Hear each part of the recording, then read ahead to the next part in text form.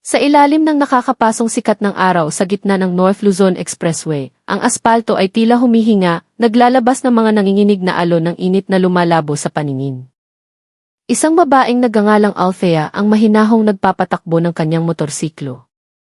Ang itim niyang helmet ay maayos na nakakabit, at ang suot niyang maong na jacket ay nagsisilbing panangga sa kumakagat na init.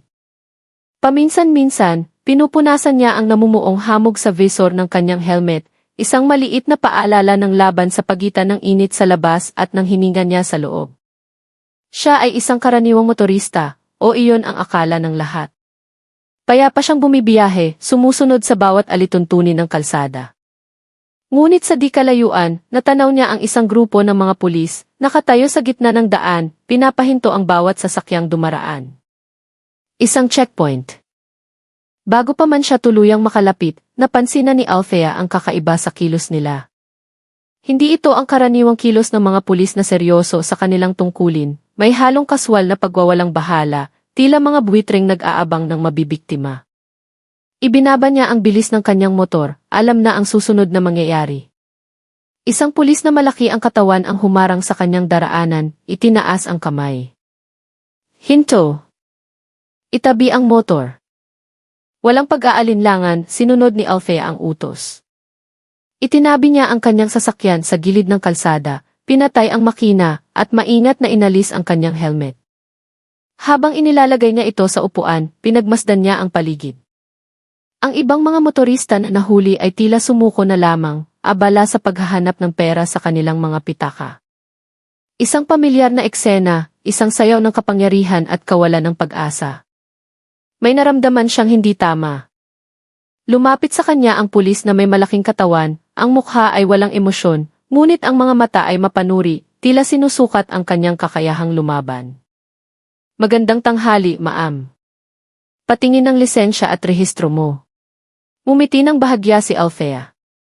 Walang bakas ng kaba, binuksan niya ang kanyang bag, kinuha ang pitaka, at iniabot ang kanyang lisensya at na maayos na nakalagay sa isang plastik na protektor. Kinuha ito ng pulis, sinulyapan sandali at lumingon sa kasama niyang nakatayo sa likuran. Isang halos hindi mahahalata, ngunit makahulugang pagtango. Mukhang may problema, ma'am. Pwede bang sumama ka muna saglit? Kumunot ang noo ni Althea. Anong problema, sir? Sigurado akong kumpleto ang mga papeles ko. Ngumiti ang pulis, ngunit ang ngiting iyon ay hindi umabot sa kanyang mga mata. Mayroong lamig at kalkulasyon sa likod nito. Itinuro niya ang isang maliit na tent sa gilid ng kalsada, kung saan nagkukumpulan ang iba pang mga pulis. Ang puso ni Althea ay nagsimulang mag-ingat. Alam niya ang takbo ng ganitong mga sitwasyon. Ang mga inosenteng tanong, ang paghihiwalay sa biktima mula sa mata ng publiko, at ang dahan-dahang paghigpit ng bitag. Isa-isa niyang pinag-aralan ang mukha ng mga pulis. Ito ang kanilang teritoryo, ang kanilang entablado.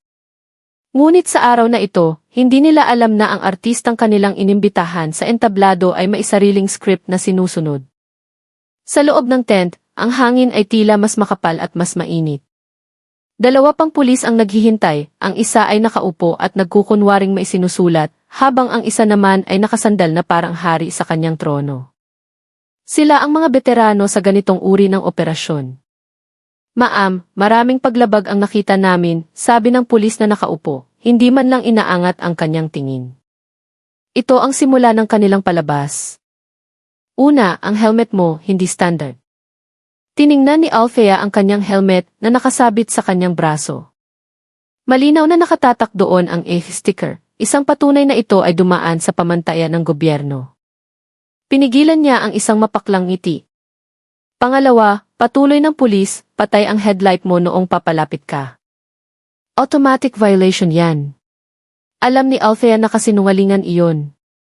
Ang kanyang motor ay may automatic headlight on the system. Imposibleng mamatay iyon maliban na lang kung sira ang buong makina. At pangatlo, huminga ng malalim ang pulis, na tila nagpapakita ng simpatya, lumagpas ka sa marka ng kalsada noong huminto ka. Isang mahinang tawa ang kumawala sa mga labi ni Althea, isang tawag puno ng hindi makapaniwalang paghamak. Sir, nagsimula siyang magsalita, ang kanyang boses ay nagbago na, Nawala ang paunang paggalang at napalitan ng yelo. Ang helmet ko ay may heat sticker. Ang ilaw ng motor ko ay otomatikong bumubukas. At huminto ako eksakto sa likod ng linyang iginuhit ninyo. Ang pulis sa kanyang harapan ay nakangiti pa rin, ngunit ang ngiti na iyon ay isa ng maskara. Ma'am, alam mo naman, sa panahon ngayon kailangan magtulungan. Para hindi na humaba ang usapan, para hindi na maabala, konting tulong lang para sa mga bata. Ang mga salitang iyon ay tumusok sa hangin. Pangmeryenda, pangkape, tulong ki pamilyar na mga salita para sa isang sistemang bulok. Kotong. Ito ay hindi isang ordinaryong checkpoint, ito ay isang bitag. Isang tahimik na sandali ang lumipas. Ang tensyon ay halos mahahawakan na. Alam ni Althea ang script na ito. Ngunit sa pagkakataong ito, nagkamali sila ng piniling bida para sa kanilang dula. Itinaas niya ang kanyang kamay at dahan-dahang ikinuyom. Paano kung ayaw kong magbayad, sir? Ang isa pang pulis, na kanina patahimik, ay biglang tumayo, ang kanyang mukha ay nagpakita ng inis. Aba, matapang ka, miss? Kung ayaw mo, di ticket. I-impound namin ang motor mo. Maraming abala yan. Ang banta ay malinaw. Ang kanilang mga titig ay tila mga asong nag-aabang sa utos ng kanilang amo. Ngunit ang nakita nila sa mga mata ni Althea ay hindi takot. Ito ay isang bagay na mas malalim, mas mapanganib. Isang apoy na dahan-dahang nagliliyab. Sa puntong iyon, alam ni Althea na ang kanyang pasensya ay malapit ng maubos. Ngunit hindi pa nila alam na ang kanilang ginagawa ay paggising sa isang natutulog na tigre. Ang kapaligiran sa loob ng tent ay lalong naging siksikan. Sa harap ni Althea, 3 pulis ang nakatayo, ang kanilang mga katawan ay kampante, masyadong kampante. Sanay na sila sa ganito. Para sa kanila, si Althea ay isa lamang sa maraming biktima na susuko at magbabayad para matapos ang gulo. Ang hindi nila alam, kaharap nila ang isang taong hindi nila dapat kinalaban. Ang pulis na may malaking katawan ay sumenya sa kanyang kasama, saka umubo ng bahagya para makuha ang atensyon ni Althea. Ganito na lang, ma'am, sabi niya, ang boses ay sadyang pinalambot na parang nakikipagtawaran sa palengke. Tao lang din kami. May pamilya, may mga pangangailangan. Kaya kung pwedeng tulungan mo na lang kami, para hindi na tayo pare-parehong maabala. Nanatiling tahimik si Althea, ang kanyang mga mata ay matalas, binabasa ang bawat kilos, bawat paghinga nila. Hindi siya isang ordinaryong motorista na natatakot sa uniforme. Sa ilalim ng kanyang jacket at helmet, mayroong isang disiplina at lakas na hinubog ng maraming taon ng pagsasanay. Ang pulis na naunang nagsalita ay yumuko ng bahagya, ang kanyang boses ay bumaba, naging isang bulong. Kung ayaw mong magbayad, mapipilitan kaming itiket ka. Pero kung makikipag-cooperate ka lang, itinaas niya ang ilang piraso ng pera mula sa kanyang bulsa, dahan-dahang iwinawagayway. Pwede nating tapusin to dito. Madali lang, di ba? Hindi pa rin kumikilo si Althea. Sa loob niya, may isang bagay na umaakyat, hindi kaba, hindi takot, kundi galit. Isang dalisay at nag-aapoy na galit para sa mga taong gumagamit ng kanilang kapangyarihan para mang-api. Ang tono ng mga pulis ay nagbago na, mula sa pakiusap ay naging pamimilit at mula sa pamimilit ay naging banta. Itinaas ni Althea ang kanyang baba, ang kanyang mga mata ay tila tinutusok sila isa-isa. At sa sandaling iyon, isang pulis ang gumawa ng isang bagay na hindi niya dapat ginawa. Bigla niyang hinablot ang kwelyo ng jacket ni Althea. Ano, miss?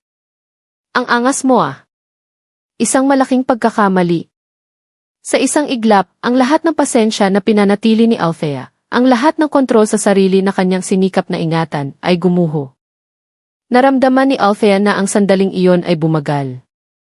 Ang magaspang na kamay na humihila sa kanyang damit, ang mga mata ng mga pulis na puno ng pagmamataas, ang kanilang mga ngiti na puno ng pang-aasa. Hindi nila alam na sa ilang segundo, ang lahat ay magbabago. Sa loob niya, may isang bagay na sa wakas ay sumabog. At sa pagkakataong ito, hindi na siya mananahimik. Nakatayo si Althea, ang kanyang mga kamao ay nakakuyom, ang kanyang katawan ay nanigas. Sa harap niya, 3 pulis ang nakangisi, puno ng paghamak. Inakala nilang si Althea ay isang taong madaling paglaruan. Ngunit nagkamali sila. Dahan-dahan, itinaas ni Althea ang kanyang baba. Ang kanyang tingin ay nagbago, hindi na tingin ang takot, hindi na tingin ang pagkalito, kundi isang tingin na nagpatigil sa kanila. Isang tingin na nagyayelo. Tumayo siya ng mas tuwid, at kahit mas maliit siya sa kanila, tila siya ang higante sa loob ng tent. Bitawan mo ako, sabi ni Althea. Ang kanyang boses ay mahina ngunit puno ng bigat at otoridad na tila isang kulog na paparating. Ang pulis na humahawak sa kanyang jacket ay natigilan, ang kanyang kamay ay nanatiling nakakapit. Ano? Sabi ko, bitawan mo ako, ulit ni Althea. Mas malamig ngayon, bawat salita ay tila isang patalim. Napasinghal ang pulis, saka marahas na binitawan ang kanyang jacket. Tikve! Ang arte! Inayos ni Althea ang kanyang damit, ang kanyang mga mata ay hindi inaalis sa kanila. Sinabi ninyong hindi standard ang helmet ko, tanong niya, ang kanyang boses ay mas kalmado na ngayon. Ipakita ninyo ang batas na nagsasabi niyan. Walang sumagot. Ang kanilang mga ngisi ay unti-unting nawala. Sinabi ninyong patay ang ilaw ng motor ko, patuloy niya, ang kanyang boses ay tumalas. Bago ako huminto dito, kitang-kita ko ang anino ng motor ko sa kalsada, patunay na maliwanag ang ilaw. Ulitin ninyo ang akusasyon ninyo. Sinubukan ng isang pulis na magsalita, ngunit hindi pa tapos si Althea. At sinabi ninyong lumagpas ako sa marka, ngayon, ang kanyang boses ay dumadagundong na sa maliit na espasyo. Samantalang huminto ako eksakto sa likod ng linyang kayo mismo ang gumawa. Ang kanyang titig ay lalong tumalim. Gumagawa kayo ng mga dahilan. Minamanipula ninyo ang batas. At pagkatapos, hihingan ninyo ng pera ang mga tao para lang makaalis. Huminga ng malalim si Althea, saka ipinag-cruise ang kanyang mga braso. Hindi ito checkpoint. Pangingikil ito. Ilang segundo ang lumipas na walang nagsasalita. Ramdam ni Althea ang tensyon sa hangin. Ang isa sa mga pulis, na tila mas senior, ay nagkibit balikat, sinusubukang manatiling kampante. Bahala ka kung anong gusto mong sabihin, ma'am, sabi niya na maihalong pagkainip. Kung ayaw mong magbayad, di bibigyan ka namin ng tiket. Sa puntong iyon, may kinuha si Althea mula sa kanyang bulsa at inilapag ito sa mesa. Isang police identification card. Malinaw na nakikita ang kanyang pangalan, ang kanyang ranggo, at ang selyo ng Philippine National Police. Ang tatlong pulis ay natigilan. Ang kanilang mga mata ay lumaki. Ang kulay ng kanilang mga mukha ay biglang nagbago, mula sa pagkapula dahil sa init, naging maputla dahil sa takot. Sa isang iglap, ang mundo nila ay bumaliktad. Ang biktima ay naging mga ngaso.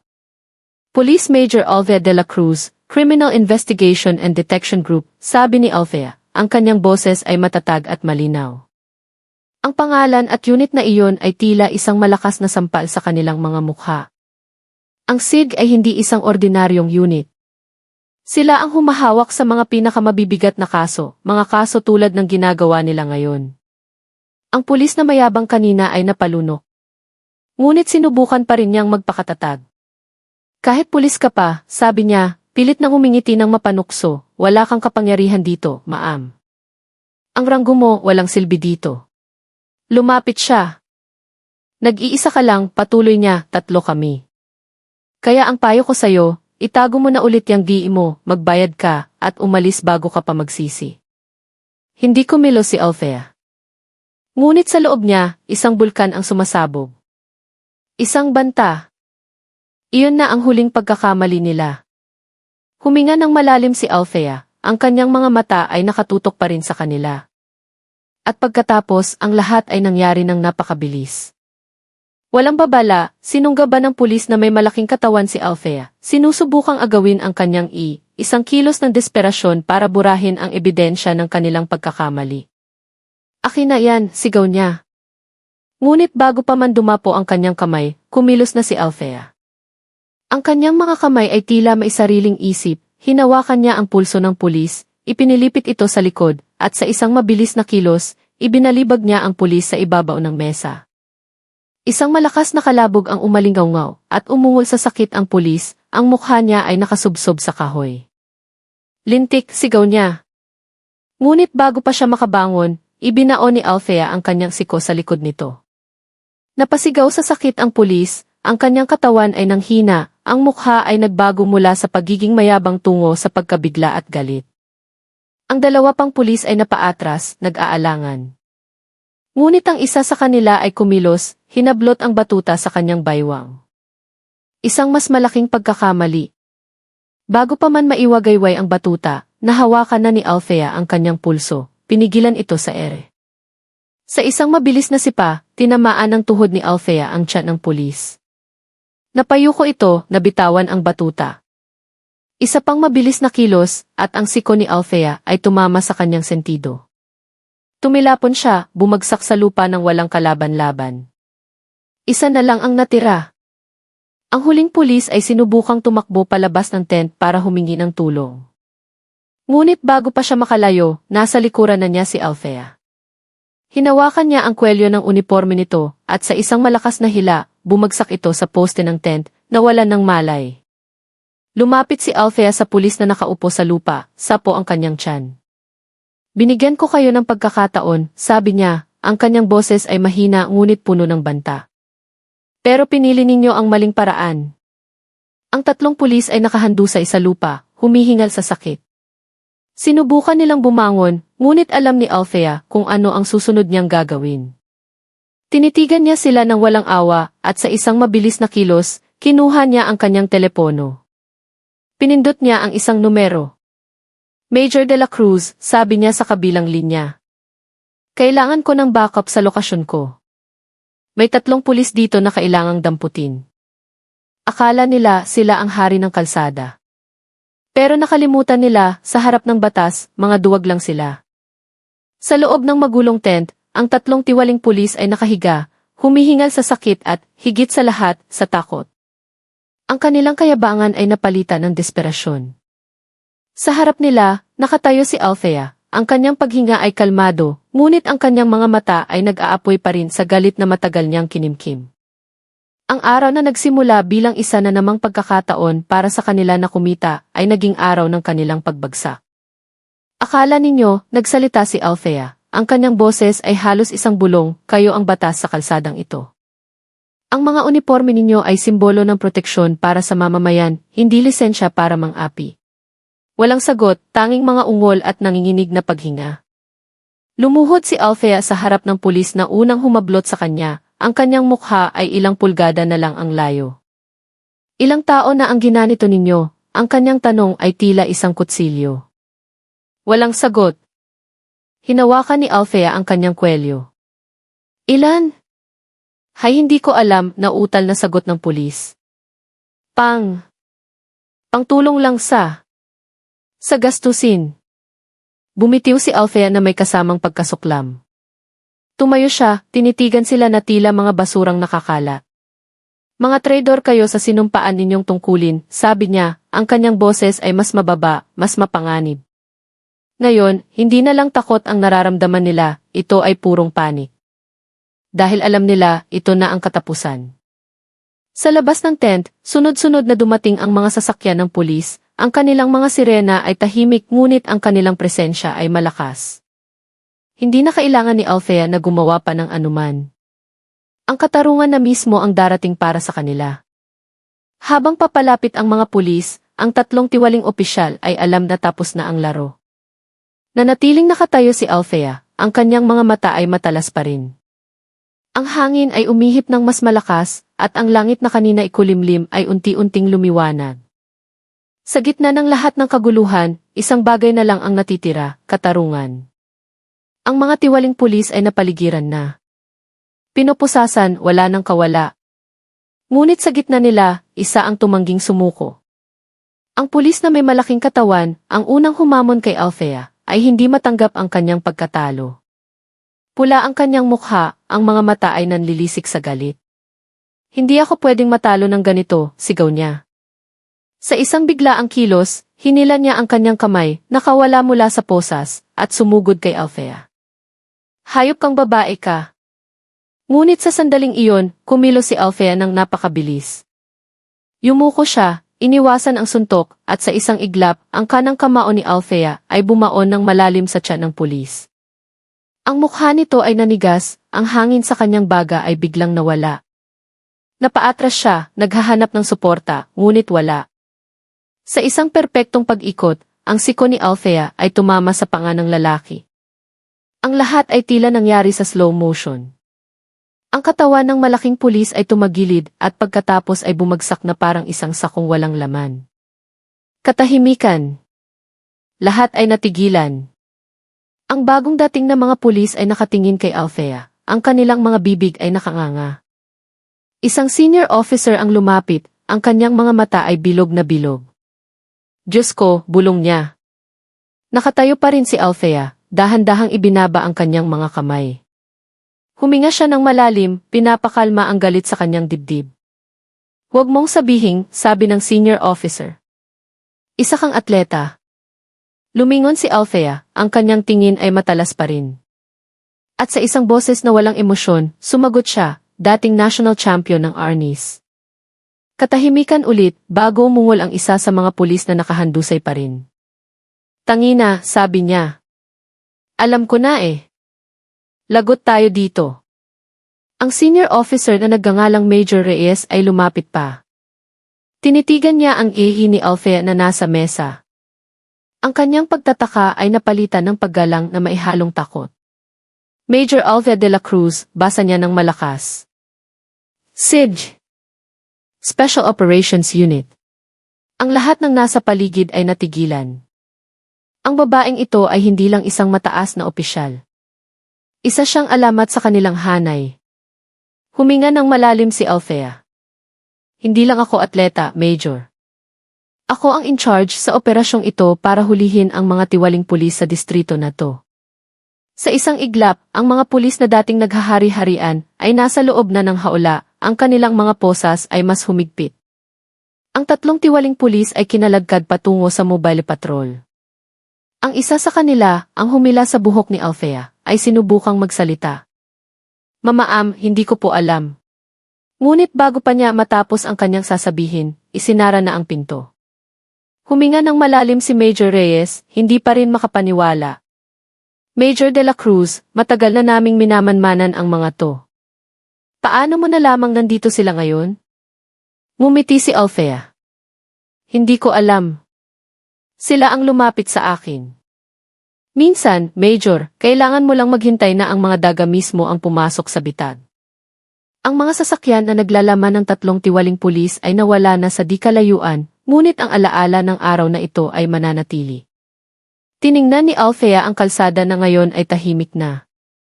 Sa tent na ginamit sa pangingikil, mga basyo na lang ng upuan at isang magulong mesa ang natira.